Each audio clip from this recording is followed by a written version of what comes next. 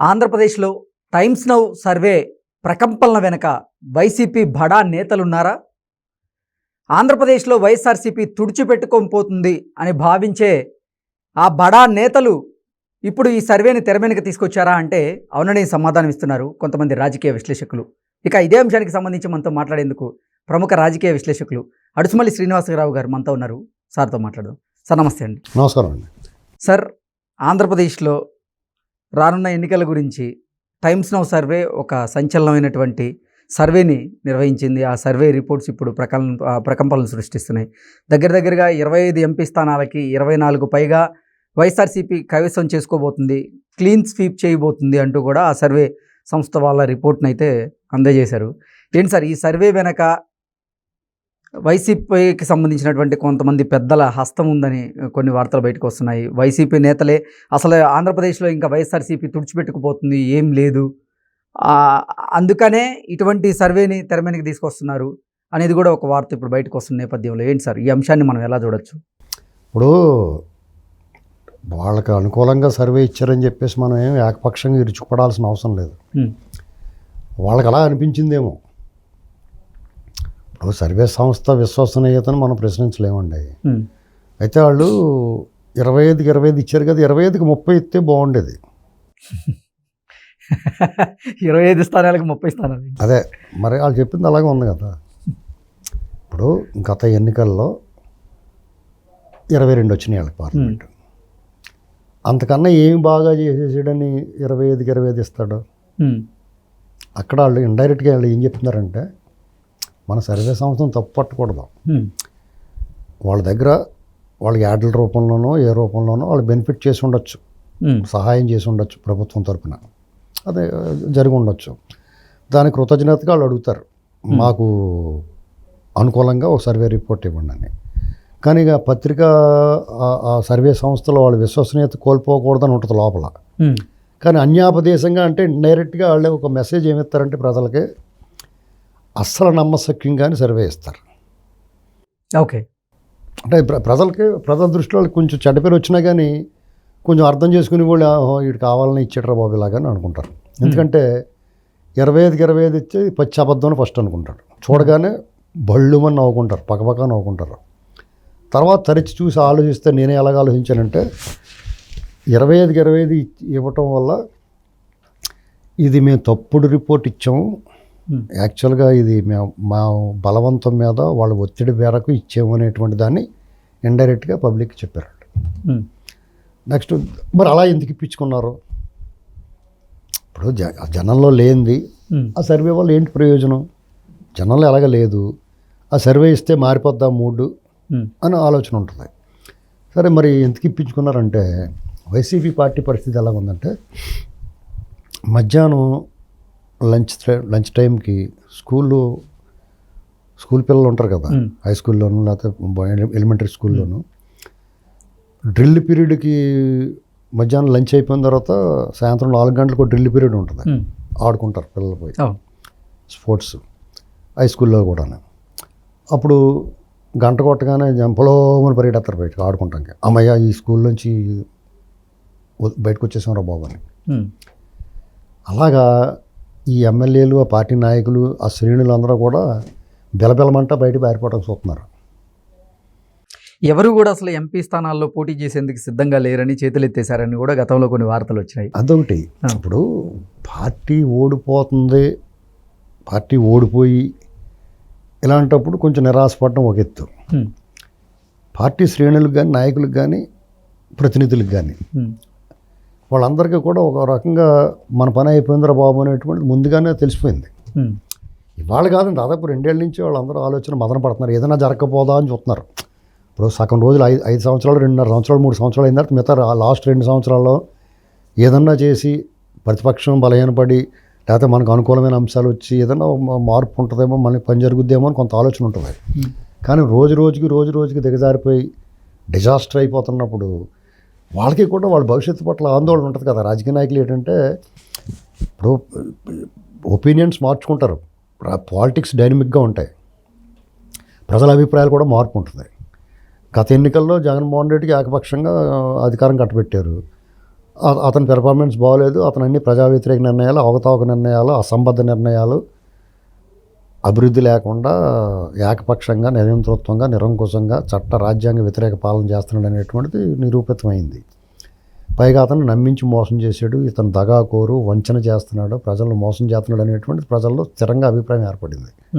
ఇతను అసలు నమ్మదగిన వ్యక్తి కాదనేటువంటి స్థిరమైన అభిప్రాయానికి వచ్చారు. ఈ కర్మ మాకు వద్దురా బాబు, నీకో దండంరా బాబు అనేటువంటి స్టేజ్కి వెళ్ళిపోయారు జనం. ఇక ఒక్కపోతే ఇతను భరించలేము, మనం అందరం హంటెడ్ హౌస్లో ఉన్నట్టు ఉంది, దెయ్యాల కొంపలో ఉన్నట్టు ఉంది, ఎప్పుడు ఇందులో నుంచి ఎప్పుడు బయటపడతామరా బాబు అని ఆలోచనకు వచ్చేసారు జనం. ఈ పీడ ఎప్పుడు విరగడవుద్దా అనేటువంటి భావనకు వచ్చిన తర్వాత ప్రజలు ఆటోమేటిక్గా ప్రతినిధులు అందరూ కూడా ప్రజలే కదా, ప్రజల్లో నిత్యం తిరుగుతూ ఉంటారు, ఆ ప్రజల నుంచి వాళ్ళకి సందేశాలు అంతూ ఉంటాయి.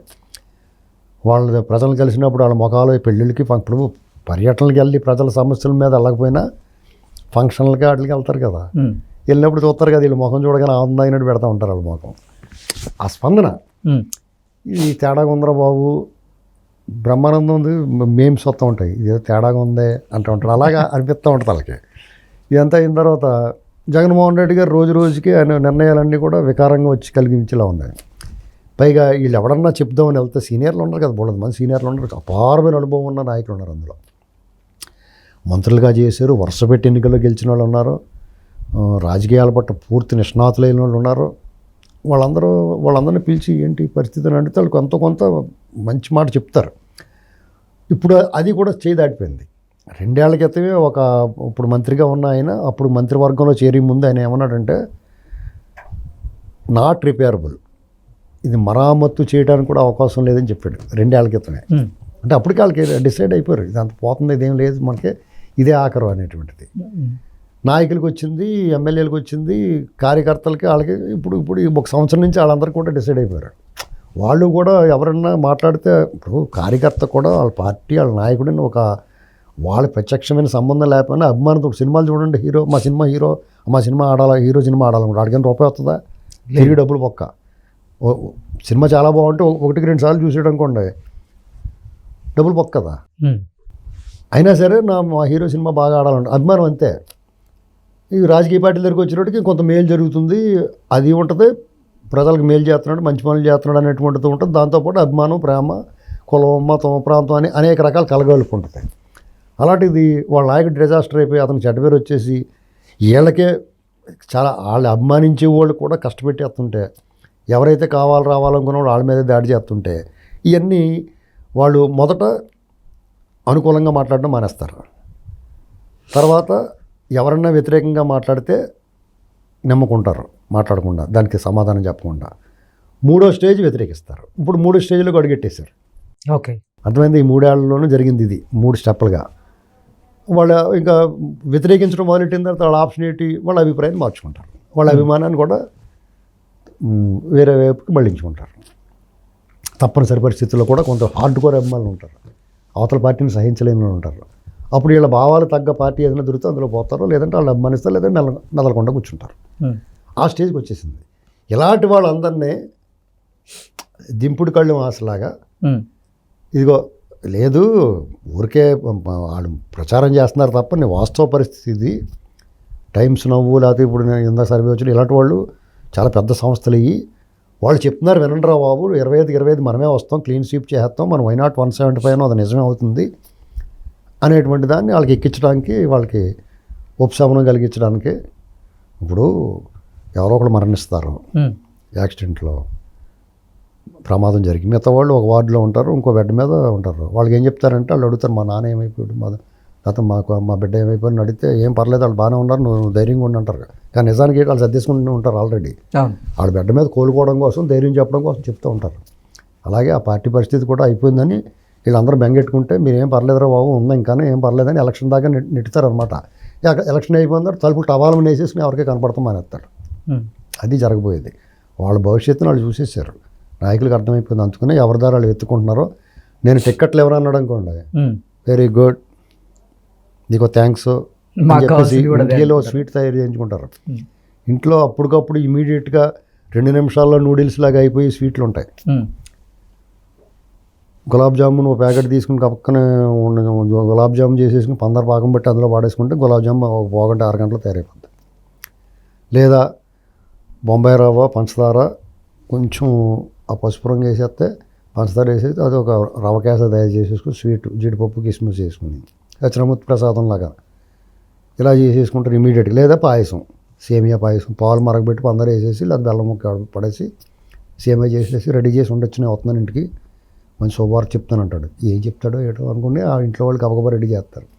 శుభ్రంగా స్వీట్లు అందరూ కుటుంబం అంతా స్వీట్లు పంచుకుని ఆలు చెట్లు కూడా ఇచ్చి ప్రయాణం అవ్వండి అంటాడు. ముందు అందంగా అర్జెంట్గా స్నానాలు చేయండి అందరూ, సమీపంలో ఉన్న దేవస్థానానికి వెళ్ళి తల స్నానాలు చేసి దేవస్థానానికి వెళ్ళి దేవుడి దండం పెట్టుకుని అర్చన చేయించి అభిషేకం చేయించి అమ్మాయ అనుకుంటారు. ఏంటి సీట్ ఇవ్వలేదని. వాళ్ళకి సీట్ ఇస్తే సమస్య. ఇప్పుడు ఆయన ఏమనుకుంటున్నాడో, వీళ్ళందరినీ మార్చేస్తాను, ఈ దరిద్రం అంతా వాళ్ళతో పోద్దే, నాకేమి అంటది ఇది అనుకుంటున్నాడు. అసలు దరిద్రం అంతా ఆయన దగ్గర ఉంది. అసలు వ్యతిరేకత ఆయన మీద, ఆయన ప్రభుత్వం మీద, ఆయన విధానాల మీద, ఆయన అవకతవక నిర్ణయాల మీద, అసంబద్ధ నిర్ణయాల మీద, వాళ్ళు చేసిన దోపిడీ మీద ప్రభుత్వ వ్యతిరేకత ఉంది, ఆయన మీద వ్యతిరేకత ఉంది. వీళ్ళు చేశారు. కానీ ఇందులో అందరూ దుర్మార్గాలు తెగబడలేదు. ఎందుకు వచ్చిన గొడవ 2 ఏళ్ళ తర్వాత ఎవరికడ సైలెంట్ అయిపోయారు కొంతమంది తెలివైన వాళ్ళు. ముందే మేలుకున్నారు, వాళ్ళకి ప్లేస్ దొరుకుద్ది అవతల బెర్త్. లాస్ట్ వరకు కూడా నోరు పారేసిన వాళ్ళు ఇష్టమైనటువంటి అరాచకాలు చేసేసి వాళ్ళని కొట్టించేసి మాకు తిరగలేదనుకుని దౌర్జన్యం దుర్మార్గం చేసి పోలీసులు అడ్డం పెట్టుకుని వెర్రి మొర్రి వేషాలు వేసిన వాళ్ళందరికీ రేపొద్దున్న బడితి పూజ జరుగుద్ది. ఏం వదలరు అవతల వచ్చేవాళ్ళు. దానికోసం వాళ్ళు కూడా బయటకు వచ్చేస్తారు. ఇప్పుడు ఈ 4 నెలల ముందులోనే బయటకు వచ్చేసి అవతలతో టచ్లోకి వచ్చేస్తారు.